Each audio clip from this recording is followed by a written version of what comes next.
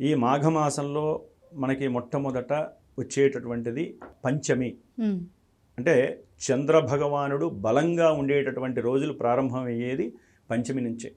దీన్నే శ్రీ పంచమి అంటే లక్ష్మీదేవికి ప్రీతికరమైనటువంటి పంచమి.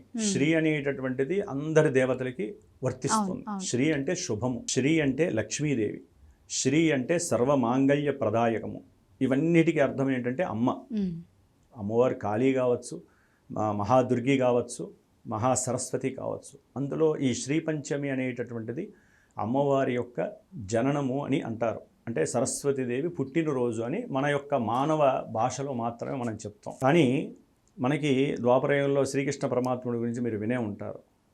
శ్రీకృష్ణుడు ఈ తల్లికి పూజ చేసినటువంటి, విశేషంగా పూజ చేసినటువంటి ఆ రోజే శ్రీ పంచమి.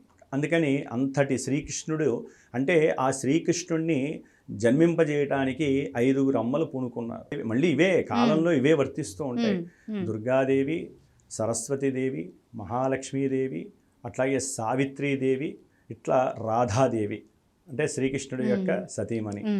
ఈ అందరి దేవతల్లో రాధాదేవి చాలా చాలా విశేషమైనటువంటి శక్తి కలిగినటువంటిది. ఆ రాధా స్వరూపాలలోనే ఈ అమ్మవారు కూడా లక్ష్మీ స్వరూపిణి, సరస్వతి మాత.